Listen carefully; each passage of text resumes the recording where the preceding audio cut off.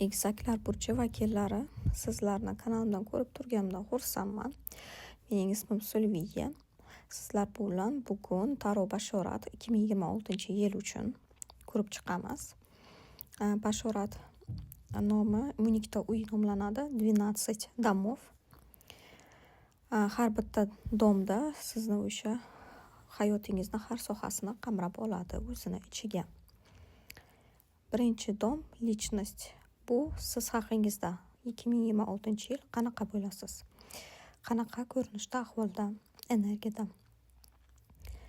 Siz o'zingiz qanaqadir qiyinchiliklar yoki bo'lmasa qanaqadir qo'rquvlaringiz bor, balki ish sohasidan bo'lishi mumkin. Lekin siz ish sohasidan agar ko'rib chiqsak, siz ishini ustasi, o'sha sohada kerakli inson bo'lasiz. Qiyinchilik tug'diradigan joyi balki sizga uyqu vaqti kamlik qilishi mumkin, yetishmasligi mumkin. Chunki ishingiz ko'p bo'ladigan holat ko'rinyapti 26-yil. Siz ko'p ishlaysiz va shunga yarasha yaxshi pul ham ishlab topasiz. Lekin uyqu vaqtingiz, rejimingiz buzilish ehtimoli bor. O'sha sizga qiyinchilik tug'dirishi mumkin. Ikkinchi uy dengi va ценности. Siz samatsenkaysiz. Sizga haqiqatdan ham ozgina o'zingizga qarab dam olish, balki meditatsiya yoki bo'lmasa qanaqadir bir ahvolda o'zingizga qarash zarar qilmaydi. Va yana karta smert shuni aytyaptiki, siz transformatsiyaga kirib kelasiz. Sizda o'sha o'zingizni ishlab topadigan pulingiz hamda o'zingizga bo'lgan samatsenkangiz, uverенностьingiz, o'sha holat sizda transformatsiyaga uchrash imkoni bor. Siz o'zingizni to'liq fikrlashingiz, dunyoqarashingiz o'zgarishi mumkin. Shunaqa holatlarni 2026-yilda kuzatishingiz ehtimoli bor. 3-dom bu общение, обучение. Bu kontaktlar kimlar bilan muloqotda bo'lganingiz haqida bildiradi. Kim bilan muloqotda bo'lishingizdan qat'iy nazar, sizni ustingizda manipulyatsiya ishini olib borayotgan insonlar bor ko'proq orangizda. O'sha insonlarni sizga qilayotgan davleniyasi qanchadir miqdorda sizni xafa qilishi mumkin, ranjitishi mumkin ko'nglingizni. Masalan, olaylik, ishxonada boshliqlaringizni davleniyasi albatta hech qaysi рабочий klassga yoqmaydi. Mana shunaqa holatlar davom etadi 26-yil. 4-dom bu uy va oila, dom, семья. Sizni rodingiz, avlodingiz. Uyda sizda haqiqatdan ham yaxshi uxlolmagan holatingiz kartasi yana bir marta ko'rsatyapti. Demak, siz uyda ko'p bo'lmaysiz. Uyda ko'p bo'lmaganingiz tufayli uydagi a'zolaringiz bilan ko'p muloqotda bo'lmaganingiz tufayli balki ozgina munosabatlaringiz buzilishi mumkin uydagilar bilan. Bundan tashqari uydagilar bilan qanaqadir kelishmovchilik ham bor. Bir-birini tushuna olmaslik, bir-birini eshitmaslik, xafagarchiliklar. Bu narsalar hammasi kuzatilmoqda. Balki boya aytib o'tganimdek, o'sha oilada balki kimdir birinchi partnyor ikkinchi partnyorga masalan davleniya o'tkazayotgan bo'lishi ham mumkin. Shunaqa holatlar kuzatiladi. 5-dom bu любовь и творчество. Sizni sevgingiz va sizni hobbilaringiz haqida. Sizni juda ko'p kartalar, o'sha mistikaga tegishli kartalar chiqmoqda. Juda ko'p sizga starshий arkan kartalari tushmoqda. Bu degani siz juda ham o'zingizni ichki holatdan juda katta o'zgarishga olib keladigan yil 2026-yil egizaklar burchi. Sizni hobbingizga keladigan bo'lsak, sizga ko'proq o'sha o'zingizga quloq solish, qanaqadir bir ichki hissiyotlar bilan, intuitsiyalar bilan ishlaydigan holatlar, shular to'g'ri kelishi mumkin. Ko'rib turgan egizaklarimiz orasida balki tarolog, goroskoplar, psixologiya bilan shug'ullanadigan ayollarimiz yoki bo'lmasa yigitlarimiz ham bo'lishi mumkin. Shularni aks ettiradi. Ko'pincha menimcha shu astrologiyaga qiziqadiganlar bo'lsa kerak. Shunaqa ishlar bilan chuqurroq shug'ullanishni boshlashingiz mumkin yoki shu yo'nalishda ishlaydigan mutaxassislarga balki murojaat qilishingiz mumkin va bir nimani o'zingizda o'rganishingiz mumkin. Sizga buni zarari yo'q. Sizni yanada o'sha tushingizda, yana aytgancha, tushingizda ham qanaqadir bir sizga maslahat, podskaska ayon bo'lishi mumkin. Shularga ham e'tibor bering. Balki yaxshi ko'rgan insoningiz oldingizda shunaqa kasb sohasiga ega ayoldir. Xo'p, mana shunaqa holatlar ko'rinmoqda. Agar sizga yordam kerak bo'lsa, o'sha lavozimda ishlagan mutaxassislardan murojaat qilib ko'rishingiz ham mumkin, chunki bu yerda juda ko'p mistika ham chiqyapti sizga. 6-dom работа va karyera. Здоровье, sog'lig'ingiz va ishxonangiz. Sog'liq va ishxonadan agar qarasak, sizda bu yerda hammasi juda yaxshi holatda. Chunki Korol Jezlov bu pozitsiya ishga juda ham zo'r to'g'ri keladigan karta.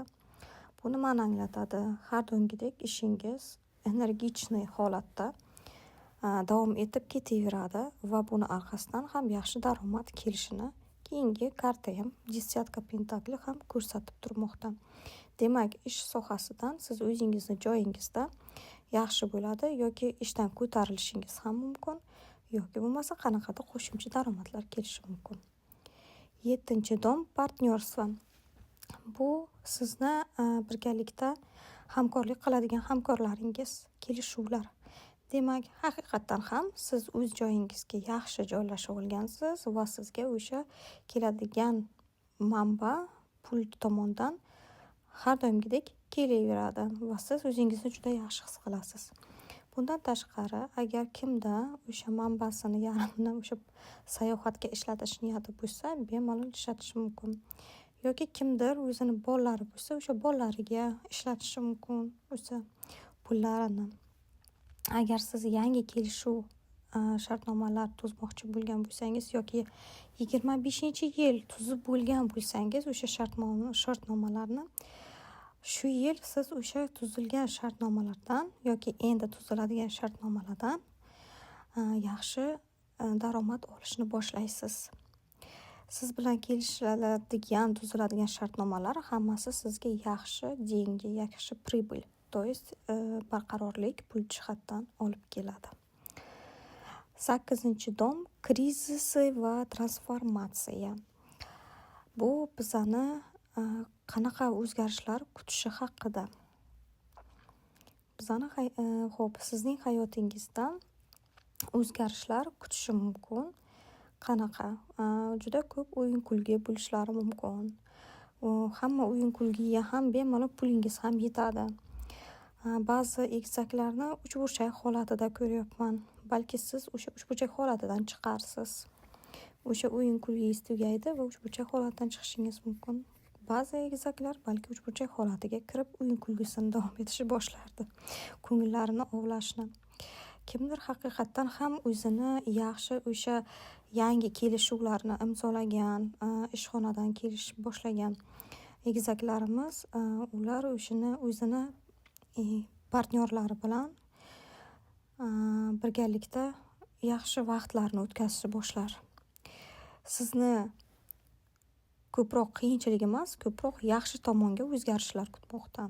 Ham o'yin-kulgi, ham pul, har jihatdan. 9-dom bu sizni mirovozзрениеңiz va путешествие. Dunyo qarashingiz va sizning sarguzashtlaringiz, sayohatlaringiz. Bemalol o'yin-kulgi, quvnoq agar niyatingiz bo'lgan bo'lsa, o'sha sizda ko'rinib turibdi, haqiqatan ham niyatlaringiz bor.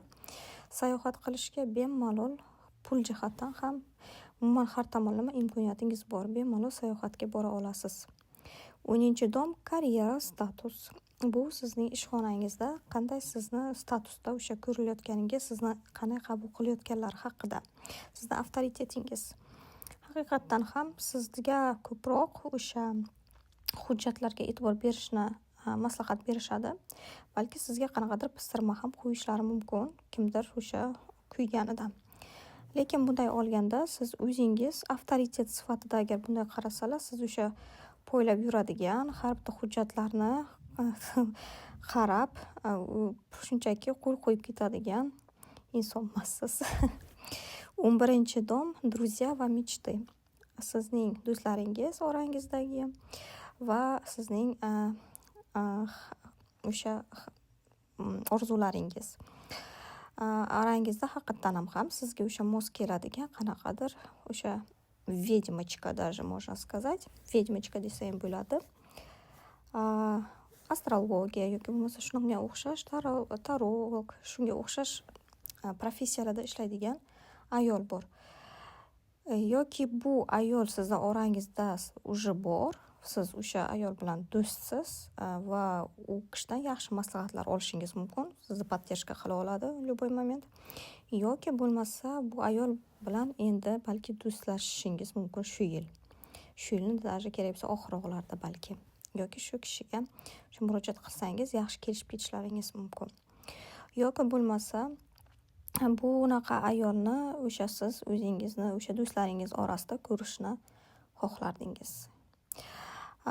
Yana boshqa jihatdan ayollarga agar qaraydigan bo'lsak, bu sizni o'zingizni oladigan bo'lsak, siz o'zingizni kelajakda mana shunday kuchli har jihatdan o'sha mistikadan yaxshi rivojlangan, o'sha qanaqa направленияda o'sha qiziqayotgan psixologiyami, shunaqa nimalar bo'lsa, o'sha yo'nalish bo'yicha o'zingizni yanada yaxshi kuchli rivojlangan ayol sifatida ko'rishni orzu qilayotgan bo'lishingiz ham mumkin.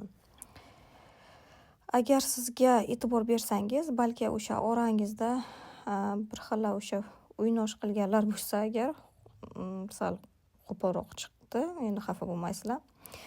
O'sha atrofida bo'lgan shu boshqa 3-shaxs ayoli balki magiya bilan shug'ullanayotgandir. Balki magiya bilan sizga do'st sifatida orangizga kirib olgan bo'lishi mumkin.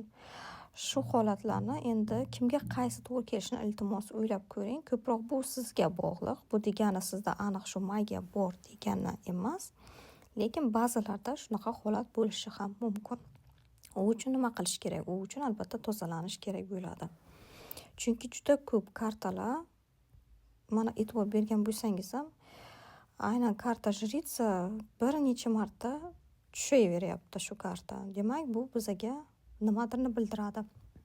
Shu uchun shu holatlarga ham bir e'tibor berib, o'zingizni o'sha magiический holatni ham tekshirib ko'rsangiz zarar qilmaydi. 12-dom bu tayna и уединение, karma. Bu sizni o'zingizni o'sha karma bilasiz, qilgan ishingizga yarasha olinadigan javob hayotdan.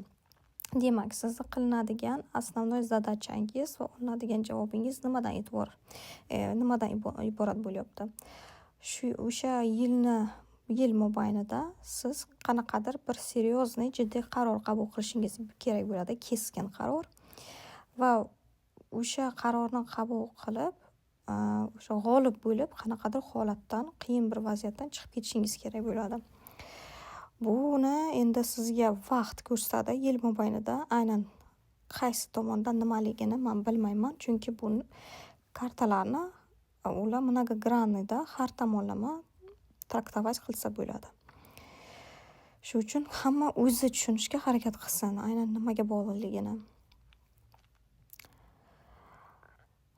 Tak, haqiqatan ham karta Lenormandda agar ko'radigan bo'lsak, qiyinchiliklar ba'zilarda o'sha pul tomondan bo'lishi mumkin, oiladan va oxirida o'sha kimdir balki oilasi agar buzilayotgan bo'lsa, balki o'sha pulga ham borib tarqalishi mumkin.